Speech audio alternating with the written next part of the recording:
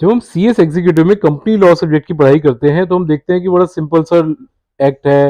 Act के अंदर sections है, मतलब आई नो कॉम्प्लिकेटेड है, पर पढ़ाई के समय नॉर्मल सेक्शन वाइज हम उसको पढ़ते हैं। लेकिन एग्जाम में कभी भी इस तरह से नहीं पूछा जाता।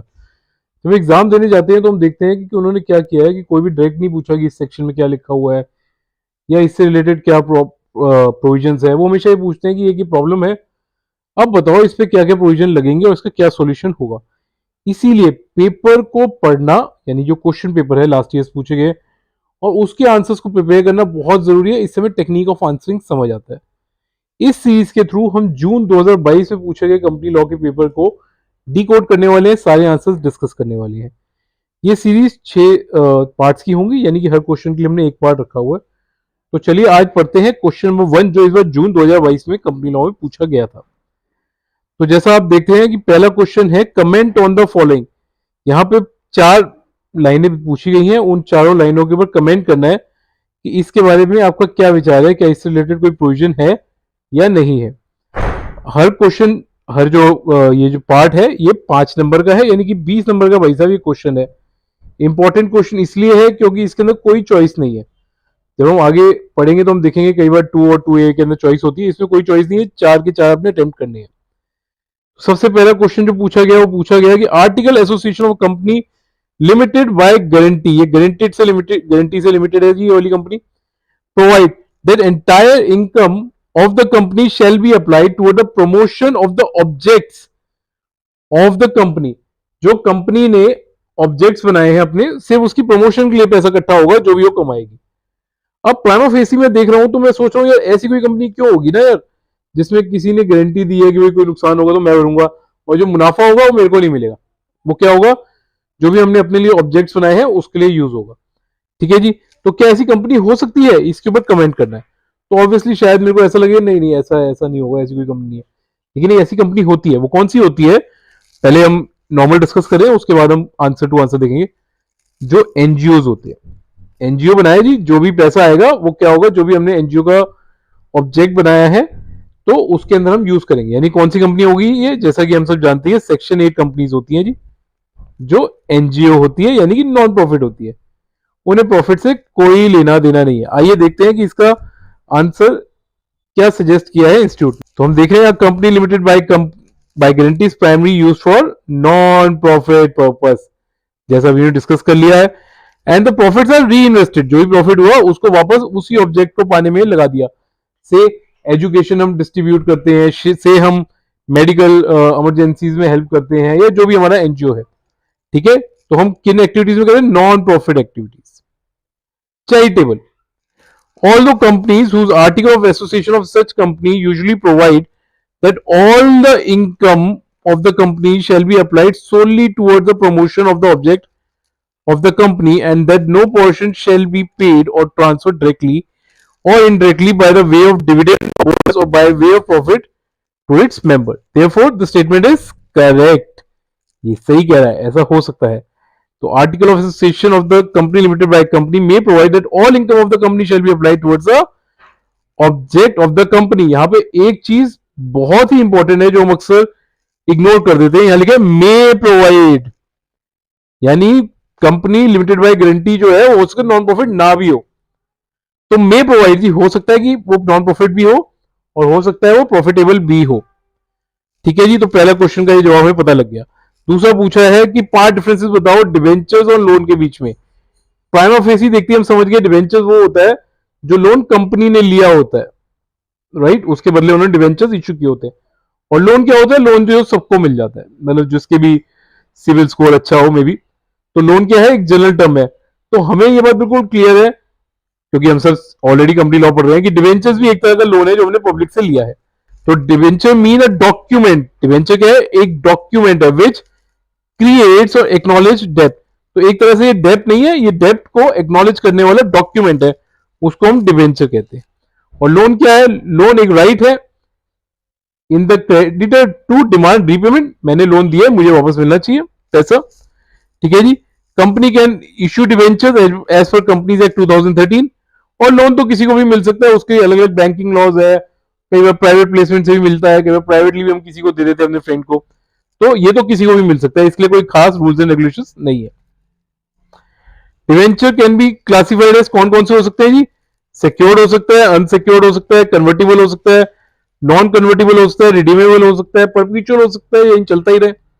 और लोन तो दो ही तरह के होते हैं, या तो सिक्योर्ड या अनसिक्योर्ड। या तो मैंने अपनी गाड़ी रखवा दी या प्रॉपर्टी रखवा दी, इसके अगेंस्ट दे दो, या फिर ऐसे ही ओनली कह दिया कि यार दे दूंगा यार पैसे, यार ले लियो, है ना, something like that. Debenture trust deed is executed, जब डिवेंचर देते हैं तो एक ट्रस्ट डीड बनाते हैं, ठीक है। इसमें कोई ट्रस्ट डीड की जरूरत नहीं होती जी, हमने कह दिया तो भी हो गया, ओरल भी हो सकता है, और नहीं तो हम क्या कर सकते हैं, लोन एग्रीमेंट भी बनवा सकते हैं, किसके बीच में? बोरोवर और क्रेडिटर, जिसने पैसा लिया है और जिसने देना है। तो ट्रस्टी, डिवेंचर ट्रस्टी अपॉइंट किया जाता है जी कंपनी द्वारा, हम सबने पढ़ा ही हुआ है, और इसमें ऐसा कुछ भी नहीं किया जाता, ठीक है जी, नो रिक्वायरमेंट्स। तो ये जी तो दो क्वेश्चन, यानी कि 10 नंबर हमने कवर कर लिए ऑलरेडी, और कितने ही आसान थे। मुझे लग रहा है कि अगर हमने ये बेसिक बातें हमें पता हो तो ये तो 10 नंबर तो हमारे बिल्कुल कंफर्म हो चुके हैं। आइए आगे देखते हैं। आगे लिखते हैं अजीत, जो कि एक माइनॉरिटी शेयर होल्डर है, जैसे मैंने कहा था केस स्टडी ज्यादा पूछी जाती है। अब आपको बताना है वैसे भी ये इसके अंदर कोई ऐसा प्रोविजन है भी या नहीं है। तो अब minority share holder file suit against the director. Director ने क्या किया, कंपनी की जो प्रॉपर्टी थी 24,50,000 रुपए की बेच दी, जबकि उसकी वैल्यू 41,000 थी। अब बताओ कि भैया अजीत ऐसा कर सकता है या नहीं कर सकता।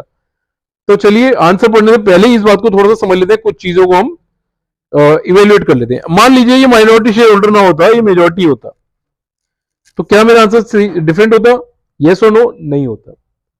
तो ये जो माइनॉरिटी शेयर होल्डर लिखा हुआ है, ये तो आपको सिर्फ और सिर्फ कंफ्यूज करने के लिए लिखा है, ठीक है। ये शेयर होल्डर्स क्या होते हैं? जिन्होंने पैसा दिया, और ये बेची किसने प्रॉपर्टी? डायरेक्टर ने। डायरेक्टर कौन है? जो कंपनी चला रहा है। ये दोनों सेम हो भी सकते हैं और जरूरी नहीं है कि सेम हो, अलग अलग भी हो सकते हैं, ठीक है जी। मोस्टली केसेस में अलग अलग ही होते हैं। उसने एक प्रॉपर्टी 24,50,000 की बेच दी, जबकि उसकी वैल्यू 41 लाख थी, ऐसा हम मान रहे हैं, इसकी कोई प्रूफ नहीं है हमारे पास। क्या मेरे को केस कर देना चाहिए उस पर? नहीं, ऐसा तो कोई भी पावर नहीं है किसी भी शेयर होल्डर के पास कि वो डायरेक्टर की डे टू डे वर्किंग के ऊपर क्वेश्चन कर सके। हाँ, इसके कुछ पावर्स होते हैं जब ऑपरेशन एंड मिसमैनेजमेंट होती है, ठीक है, लेकिन क्या ये मिसमैनेजमेंट का हिस्सा है? I don't think so. तो चलिए देखते हैं इंस्टीट्यूट ने इसके लिए क्या आंसर हमें डिफाइन किया है। चलिए, तो देखिए जी, इन्होंने पहले ही लिख दिया है कि जनरल पावर क्या है कि हर मेंबर के पास इक्वल राइट्स है, ठीक है जी, जो भी सेम क्लास के मेंबर्स हैं उनसे। तो scale of members of the same class must held evenly for smooth functioning of the company. In case difference among the members the issue is decided by the vote of majority. कोई भी difference है तो भैया majority का vote जो होगा वो गिना जाएगा। तो ठीक है जी, अगर आप माइनॉरिटी में है तो फिर आपकी कोई बात नहीं है। सिंस मेजोरिटी ऑफ मेंबर्स है are in advantageous position to run the company, ठीक है जी, मैक्सिमम को ये लग रहा है कि हमें फायदा है अगर ये कम में बेच दिया गया तो। The minority share holder are often oppressed, इसलिए हम सब जानते हैं कि अक्सर इस वजह से माइनॉरिटीज को ये लगता है यार उनके साथ नाइंसाफी हो रही है। The company law provide for adequate protection of minority share holder when the rights are trampled by the majority. जब मेजोरिटी ने उनके राइट्स के ऊपर कुछ भी गलत किया हो जिनकी वजह से माइनॉरिटी को नुकसान हुआ। But the protection of minority is not generally available when the majority does anything in exercise of power of internal administration of company, ठीक है जी। कंपनी चलाने के लिए अगर कोई डिसीजन लिया गया है, ठीक है, डिसीजन ऐसा नहीं है कि इससे मेजोरिटी को फायदा हो जाएगा और माइनॉरिटी का नुकसान होगा, ये जनरल जैसे चलाते हैं उस तरीके से चलाने के लिए लिया गया, तो फिर ऐसा कोई भी राइट अवेलेबल नहीं है। जैसा कि मैंने आपको पहले ही बताया कि ऐसा कोई राइट अवेलेबल नहीं है कि आप डायरेक्टर के ऊपर जबरदस्ती एक नॉर्मल बिजनेस ट्रांजैक्शन के लिए केस डाल सको, ठीक है जी। इसके लिए केस भी यहां पे लिखा हुआ है इन्होंने। इसके अंदर क्या किया गया था? A minority share holder bot an action for the damage against 3 directors and against the company itself on the ground that they had neglected in selling a mine owned by the company, ठीक है जी, कम में बेच दी थी जी जबकि वो ज्यादा की थी। इट वॉज हेल्ड, अब देखिए इसमें क्या एक्शन लिया गया था, that the action was not maintainable. क्यों? द जज observe it was open to the company on the resolution of the majority of the share holder to sell the mine at the price decided by the company in that manner, and it was open to the company by the vote of majority to decide that if the creditors by their negligence or error of judgment was solved by the company mind at an undervalue proceeding should not be taken against the director. भाई director को पता ही नहीं था इसकी value ज्यादा है, उससे देखा हम, देखो जनरली प्रॉपर्टी क्या होता है, हमने तो सस्ती खरीदी होती है ना, हमने पहले खरीदी होती है, बाद में उसकी वैल्यू बढ़ चुकी है, वो उसकी वैल्यू कितनी बढ़ चुकी है ये हमें तो नहीं पता, तो हमने तो एक नॉर्मल जनरल ट्रांजैक्शन के अंदर उसको बेचा है और मेजोरिटी से उसको अप्रूव भी कराया है, तो action of Ajit is not justified.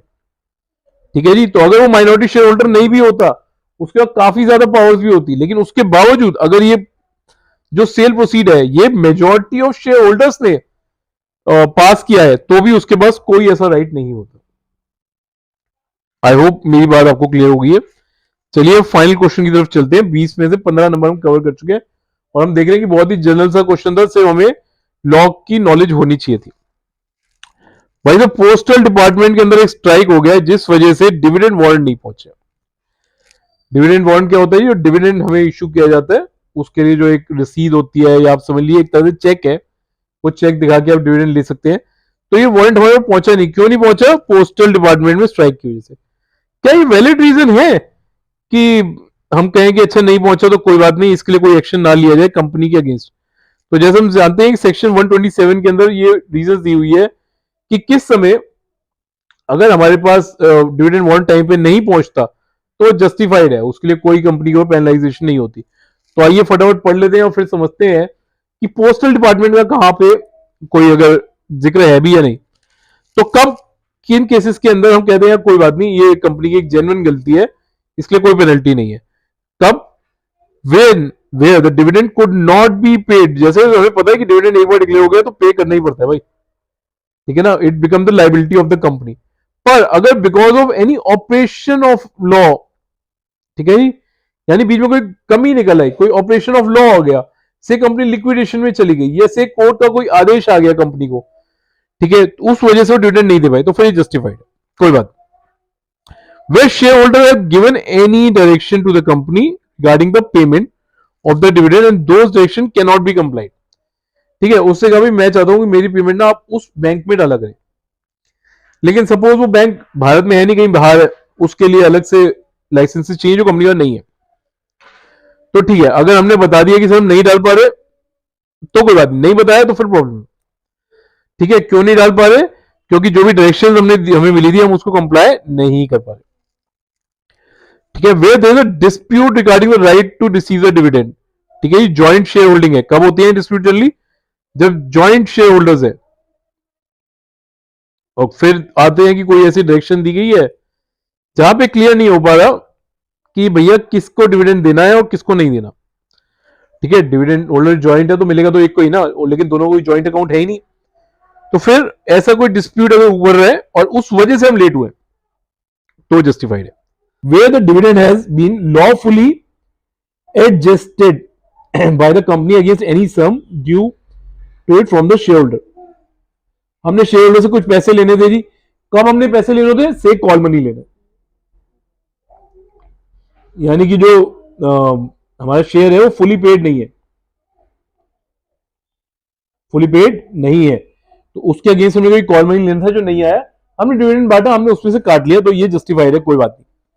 इसके अलावा where for any reason the failure to pay the dividend और to post the warrant within a period under the section was not due to any default on the part of company. भाई company की कोई गलती नहीं थी, लेकिन कुछ ऐसी रीजंस रही जिसकी वजह से नहीं हो पाया, जो कि जस्टिफाइड है, तो फिर हम कंपनी की प्रॉब्लम नहीं मानते, उनके ऊपर केस नहीं किया जा सकता। तो आप देख सकते हैं जो ई पॉइंट है ये बड़ा क्लियरली कह रहा है कि फॉर एनी अदर रीजंस जो कंपनी के कंट्रोल में ना हो, तो भैया पोस्टल डिपार्टमेंट करेगा या नहीं करेगा स्ट्राइक, ये कंपनी के पार्ट में तो है नहीं, इसीलिए ये जस्टिफाइड है। तो इसी के साथ हमने 20 नंबर का क्वेश्चन कवर कर लिया सर। आई होप आप सबको ये सीरीज पसंद आई हो। सीरीज के बाकी क्वेश्चन भी जल्दी हम अपने चैनल पे डाल देंगे, तो हमारे साथ जुड़े रहिए, हमारे चैनल को सब्सक्राइब कर लीजिए। Grasp it well.